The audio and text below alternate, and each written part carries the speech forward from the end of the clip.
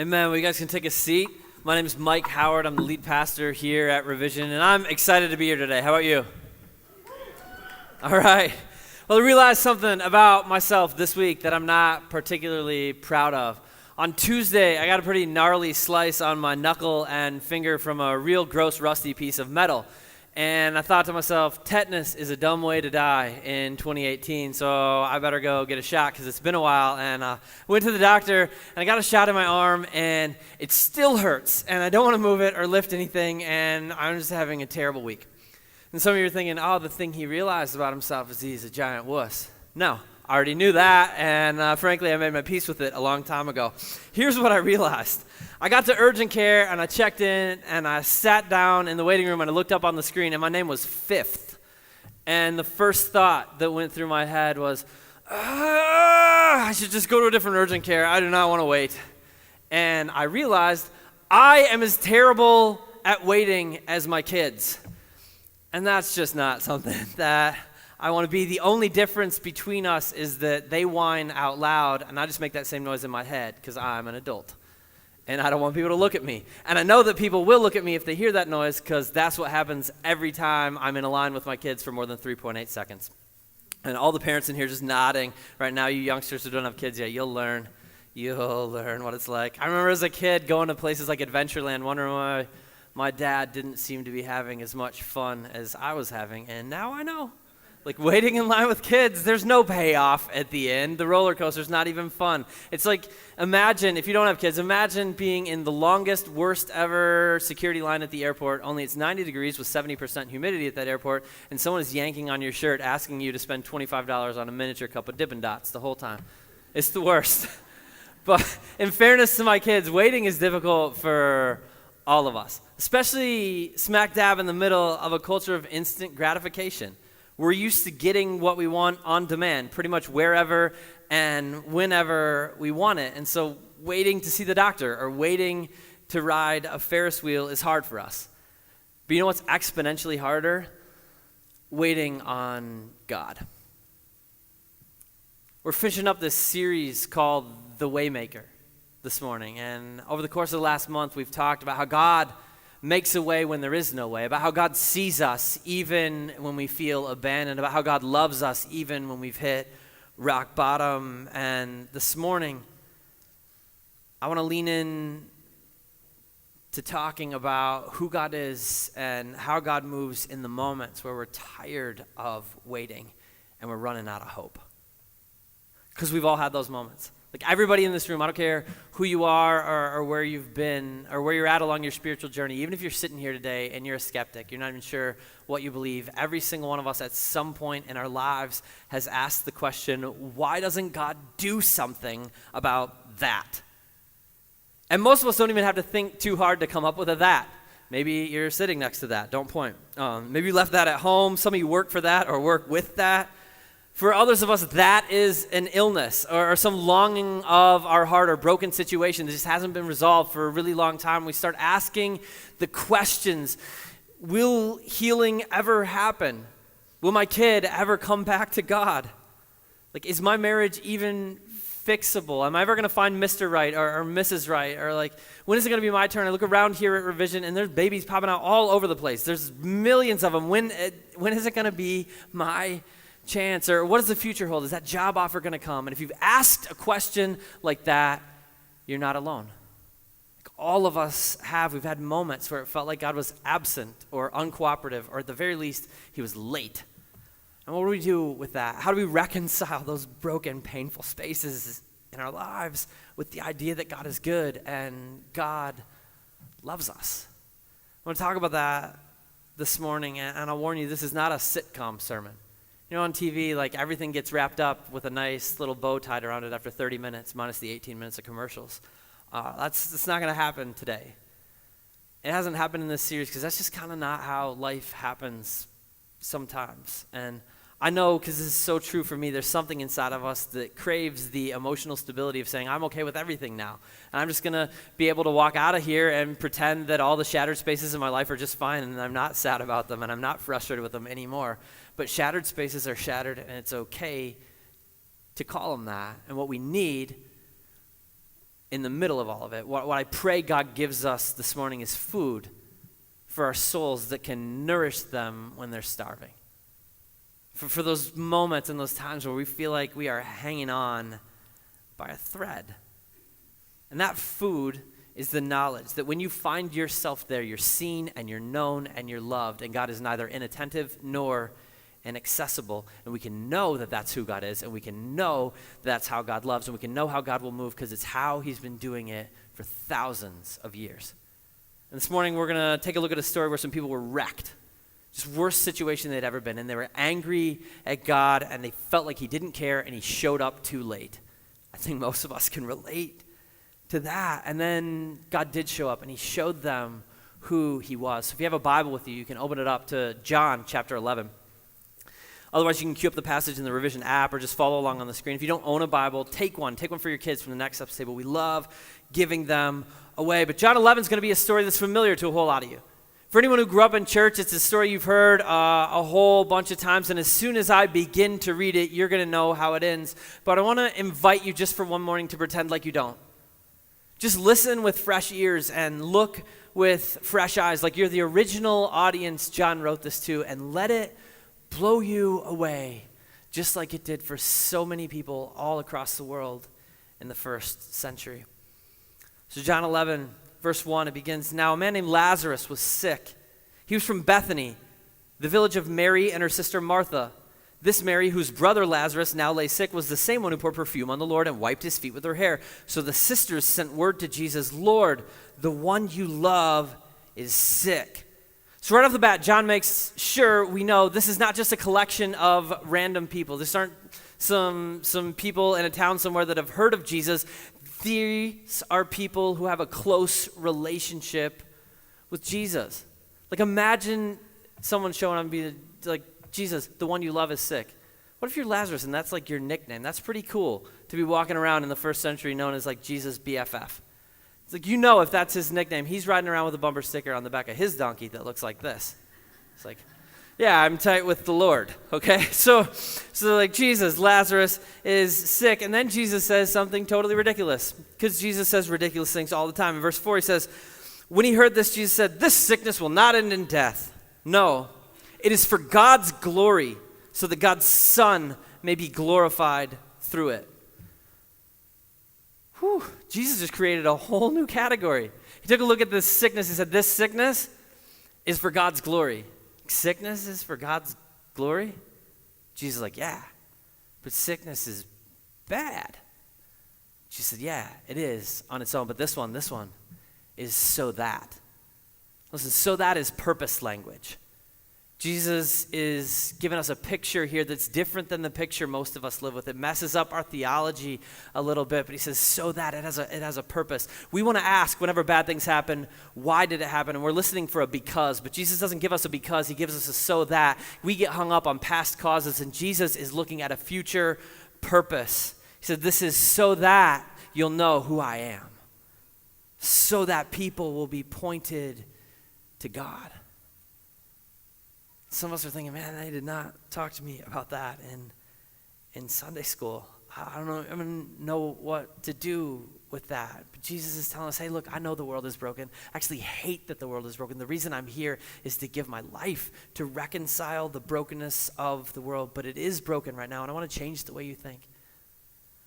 I want to shift the way you view tragedy in your life from past causes to future purpose. I'm about to light up the darkness of this place. I'm going to give you hope where you thought no hope was possible. And part of helping you see who I am and how ridiculously I love you is giving you a picture that helps you notice that your life has a bigger meaning and a greater purpose than the messed up moment you're living in right now.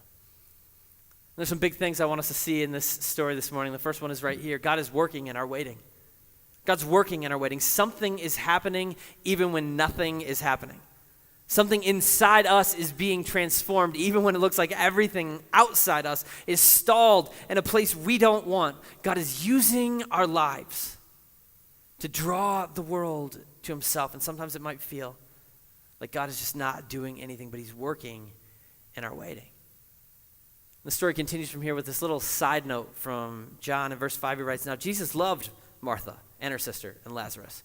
And it feels like a throwaway verse when you're reading this story, but there's a reason John put it in here. He did it so that everyone who's reading would keep reading after what he writes next.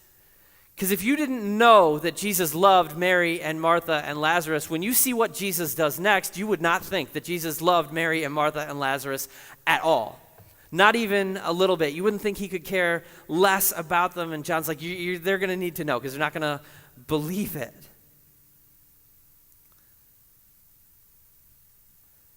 Verse 6 says, "So when he heard that Lazarus was sick, he stayed where he was for 2 more days. And then he said to his disciples, 'Well, let's go back to Judea.' So somebody tells him, 'Hey, Lazarus, your BFF, your buddy, is sick. He's on his deathbed.' And the disciples are expecting Jesus to hop up and be like, 'All right, guys, we got to go.' And Jesus looks at them, and he's like, 'Hey, whoa, man, that's a bummer. Guys, I'm going to take a nap. And then somebody figure out dinner, because I'll probably be hungry when I wake up, and then we'll just chill here for a little bit.'" He has zero sense of urgency at all. And then a couple days later, when the disciples have probably forgotten that Lazarus was even sick, Jesus is like, "Oh, Lazarus, we should go up there and see him." And the disciples have some thoughts about going up there to see Lazarus. And in verse 8, they share their thoughts with Jesus. They say, "Rabbi, a short while ago the Jews tried to stone you, and yet you're going back to Bethany, back to Judea?" Like, "Hey, Jesus, bro, maybe you don't remember this. We actually remember it very vividly. Last time we were over in that part of the world, they tried to stone you." When we talk about getting stoned in the Bible, we're not talking recreationally. This is like throwing huge rocks at you until you seem pretty dead, okay? And I love that the disciples say this, because the implication here, they don't care about Jesus. The implication here is this. Like, hey, sometimes when they try and stone you, they miss, and they hit us. And we don't like it, so we don't want to go. Let's not go. And then Jesus responds to them the way Jesus always responds to people, and I love it. This is the kind of stuff that gives me confidence that the Bible is true, that this really happened. Because if you were making this up, and you were trying to get anybody to believe that this guy was God and he should be followed, you would not have written this. This is just, it's crazy. So these guys are like, we shouldn't go. Lazarus is dead. They don't know what to do. And Jesus looks at him and he says, "Are there not 12 hours of daylight? Anyone who walks in the daytime will not stumble, for they see by the world's light. It's when a person walks at night they stumble, for they have no light." What? Like, imagine being the disciples.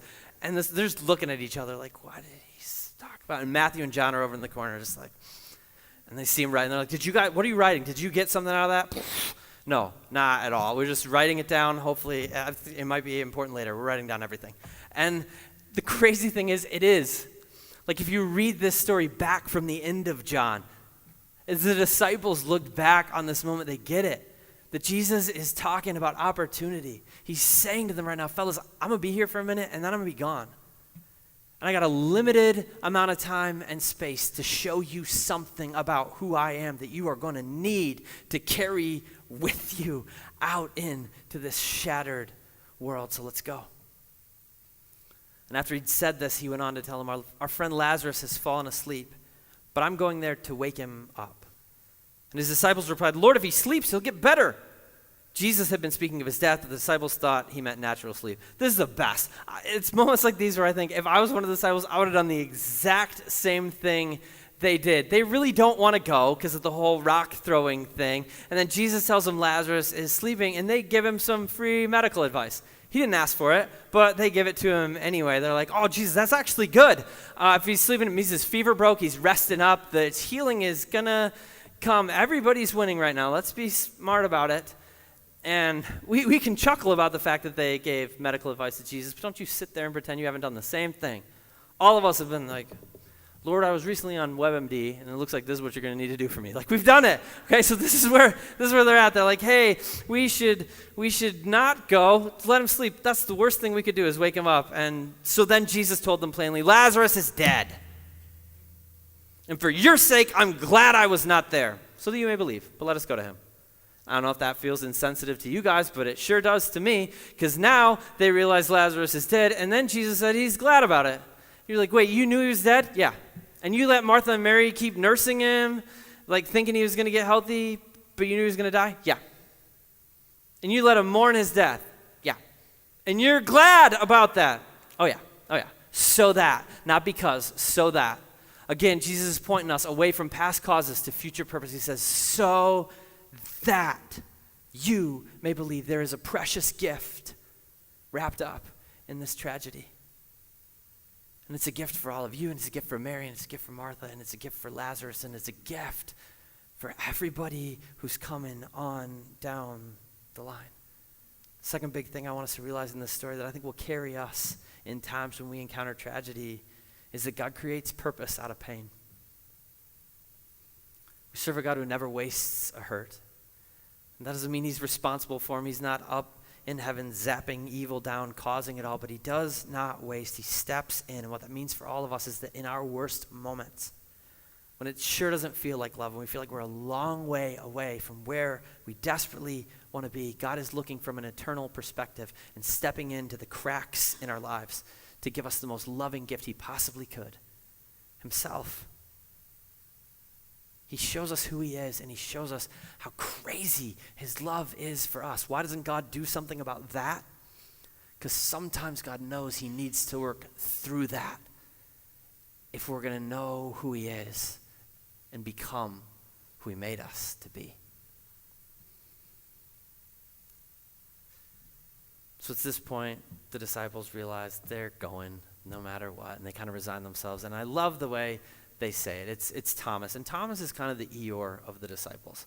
You guys know exactly what I'm talking about. You got one in your family. If you have more than 2 kids, one of them's the Eeyore. They're just like those people who are always grumpy, and it's the best. Verse 8, Thomas said to the rest of the disciples, "Let us also go that we may die with him." It's like, Lazarus is dead. Jesus is going to die. It's a good day for dying. You should read your Bibles. They're hilarious. And I'm sure, like, years down the line, Thomas looked at John. He's like, "You had to include that one? Thanks, bro. Really appreciate that you wrote that down for everyone to hear." But they go, okay, and this happens. On his arrival, Jesus found that Lazarus had already been dead in the tomb for 4 days. I want to pause for a minute. Just try to imagine the drama that led up to that. Okay, Lazarus is sick. He's lying in bed, and Mary and Martha, his sisters, are sitting there trying to nurse him to health. They're wiping the sweat off his brow, saying, "Don't worry, Lazarus, Jesus is coming. We sent word to Jesus. Jesus will be here." We've seen Jesus heal people that were complete strangers. We've seen Jesus heal Gentiles and Romans. We've seen him heal bad people and good people. Of course, he's on his way as fast as he can to heal his friend, and they're waiting. And they're expecting him to show up. The whole town is just looking out, waiting for that cloud of dust on the horizon that's Jesus and the boys coming to bring healing. You can just picture it. Mary and Martha, they're taking turns at Lazarus' bedside, and the other one is standing out in the yard, just looking for Jesus, expecting Jesus. And Jesus never comes.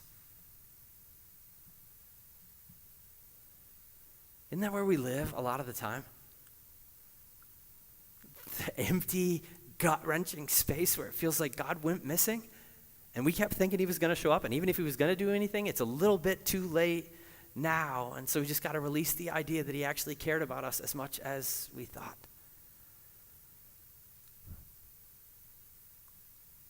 I'm convinced that Jesus orchestrated this moment in history so that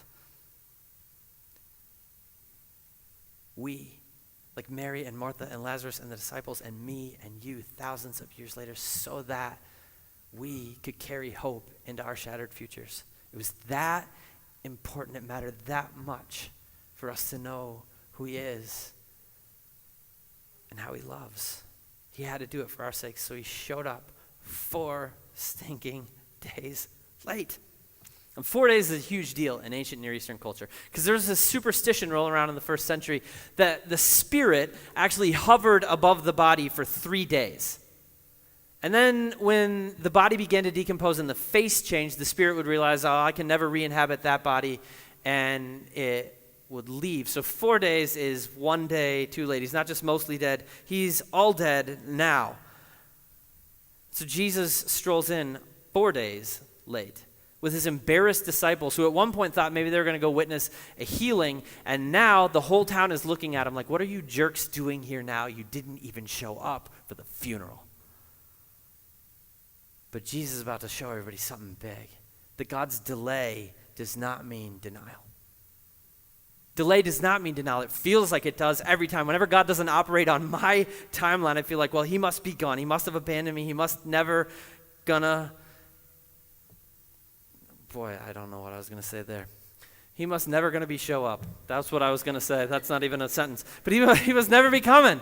He's not coming. He's not showing up. He's delayed. It must be a denial, but that's not what it means. God's looking from a whole different vantage point, and delay is not denial. So here they are, Jesus and the disciples. They're rolling up on Bethany. And when Martha heard Jesus was coming, she went out to meet him. But Mary stayed home. Lord, Martha said to Jesus, if you had been here, my brother would not have died. Look, I don't know why Mary stayed home. I can guess. I know why I would have stayed home. She was mad. Jesus could have. Jesus should have. Jesus didn't. And Martha's mad too. She just says it straight to his face. She says, if you had been here, my brother would not have died. And it's this language that's super familiar to us in the middle of our broken spaces. God, this is your fault. But Martha has this big faith. She's like, you can fix it though. She says, but I know that even now God will give you whatever you ask. Jesus said to her, your brother will rise again. And Martha answered, yeah, I know. I get it. Thank you so much for that empty theological platitude. I know he's going to rise again on the resurrection of the last day. I don't even understand quite what all that means, but I do believe it. It's really not what I needed to hear from you right now, but yes, I believe that that's true. And then Jesus responds to her by saying something that only a completely crazy person or just a lying imposter or perhaps the God of the universe come for us would even think to say. He looks at her and says, I am the resurrection and the life. The one who believes in me will live even though they die. I am. God's name from the beginning, the name God revealed to Moses in the burning bush. I am. I am. You think the resurrection's an event? Jesus says, well, it is. You think it's in the future? Well, it is. But right here, right now, I am the resurrection. I am the life. Who says that to a woman who just lost her brother? Jesus does. Why? Because she needed to know. And we need to know it too. Jesus knows that the world's so jacked up, the hurt will break us if we don't understand that he is the resurrection and he is the life. And then he asks her a pretty tough question. He says, whoever lives by believing in me will never die. Do you believe this? And yes, Lord, she replied, I believe that you're the Messiah, the Son of God, who has come into the world. Do you believe this? I admire Martha's response.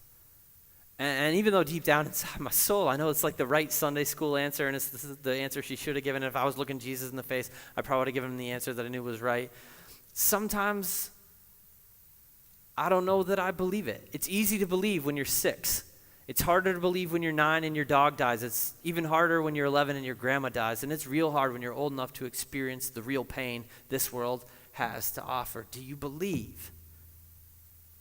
Knowing that I could have, but I didn't, do you still believe? Do you believe that I am who you thought I was, even though I did not do what you thought I would do? Do you believe?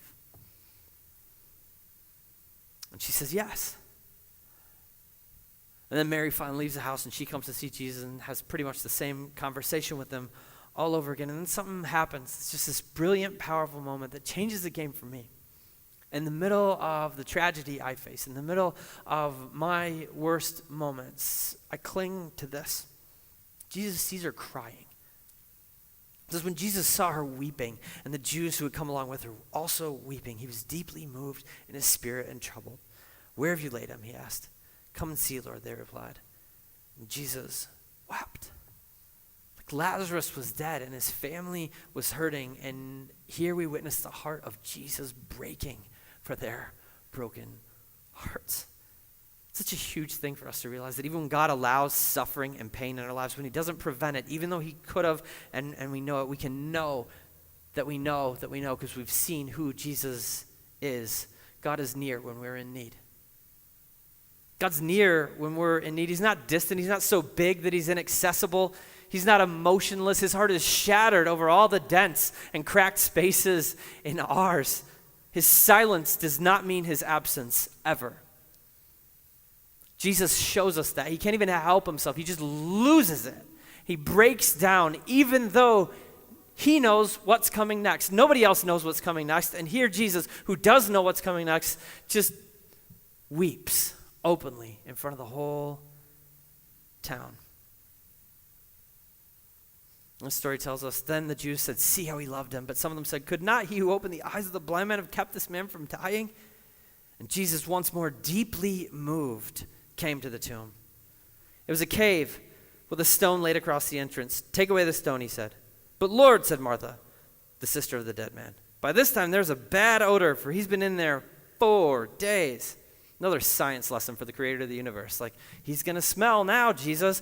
And not only that, I think she pointed out the 4 days to really rub salt in the open wound. She's like, yeah, remember 3 days? He could have done something. But he's all the way dead now, real dead and real smelly. You're not going to want to roll away the stone. And then at this point, Jesus rolls his eyes. He says, did I not tell you that if you believe, you'll see the glory of God? I think I just said that. Did I not just say that? I did. I just said that. So they took away the stone. And then Jesus looked up and said, Father, I thank you that you have heard me. I knew that you always hear me. But I said this for the benefit of the people standing here, that they might believe you sent me. Jesus is doing the same thing here that parents do all the time when you pray really loud to try and teach your kids a lesson while you're pretending you're praying. You're like, God, thank you that we love each other so we don't hit.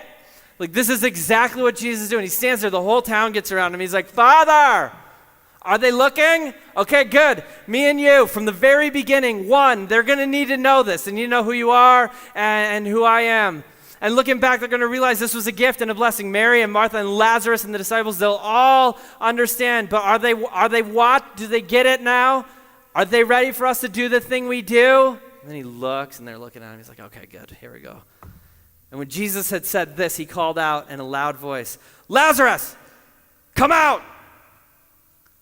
The dead man came out. His hands and feet wrapped with strips of linen, a cloth around his face. And Jesus said to them, take off the grave clothes and let him go. Like right up to the point where they watched Lazarus walk out of that tomb, nobody, and I mean nobody, thought that was going to happen. They're shocked. I mean, we can tell that they're so blown away by what happened because Jesus had to tell them to go unwrap him. Jesus had to be like, hey, go get the grave clothes off him. You know why he had to do that? Because nobody was running toward Lazarus. I mean, just picture it for a minute. You're all sitting there around the tomb. Someone's rolling the stone away. You're plugging your nose like, oh, this is a bad choice. And then boom, here comes a mummy hopping out the grave. Like a nightmare come to life. I'll tell you which way I would have been running, away. And Jesus is like, it's him. Can someone go unwrap him before he trips and falls, hits his head on a rock, and dies all over again? I got other stuff to do today. Go get him. Okay? And the story ends with this tiny understatement. In verse 45, it says, therefore, many of the Jews who had come to visit Mary and had seen what Jesus did believed in him. I bet they did. I bet the whole town believed. Know why? Dead men don't come to life, except when they do. Except when they do, because that's who God is and how God loves and what God does, which means we can have confidence on our darkest days and in our deepest pits that God's help is our hope. God's help is our hope because he's the way maker when it doesn't look like there's any way. When we feel abandoned, he sees us and he's near. And when it feels like the last reservoirs of hope are drying up inside our souls, God is ready to send the flood. Maybe not on our timeline. Maybe not in the way we expected. Maybe not even in this life. But this side or the other, hope is real. The Bible promises us that all things are being set right and all things are being made new. That peace, this concept called shalom, nothing missing, nothing broken, God's peace, God's shalom is coming. I just want to invite you this morning to believe that. Life is hard, and I don't know all the places where you're desperate for the Waymaker to make a way, but I know you have them. I know I have them. I want to invite you the next time that question pops in your mind, wasn't God do something about that? The next time the waiting feels excruciating, you're like, oh, why? Why is God so far? Why is this not happening? Why is he not showing up in my life? I want to invite you to trust him in the waiting. It won't be easy, but we can know who God is and we can know what God's going to do and we can know how passionately he loves us because it's who he's been and what he's done and how he's loved again and again and again without fail. So when life punches you in the throat, and it will, I just want to invite you to believe that God is creating purpose in your pain. He's working in your waiting. His delay does not mean denial. He's near when you're in need, and his help is your hope. It's a hope worth holding on to. We're going to sing a song right now as the band comes back up that's been our theme song for this Waymaker series. It's called Do It Again. And I think if we could all walk out of here and just embrace at the core of who we are this truth, that in the darkest of nights, that in the middle of life's battles, that when we're facing down a mountain that needs to be moved, God will show up and make a way because he's the way maker. He's done it time and time and time again, and he will do it again. I think if we can walk out of here believing that, not only will we be better able to face the inevitable storms that are going to come our way in life, but also because we know who wins in the end and we know who writes the final chapter of the story, we'll be able to point a desperate world toward the loving God it needs. Will you guys pray with me? Lord, thank you for showing up for us. Thank you for making a way, even in the shattered times and broken spaces in our lives when it feels like there is no way. Thanks for not abandoning us to our hurts and to our tragedies. Thanks for working in our waiting, and thanks for the very real hope that we can have, that all things are being made new, and all things are being set right, and you're present with us, and you love us. Thank you for what you've done. Thank you for your love. Thank you that we can walk out of here confident that you will do it again.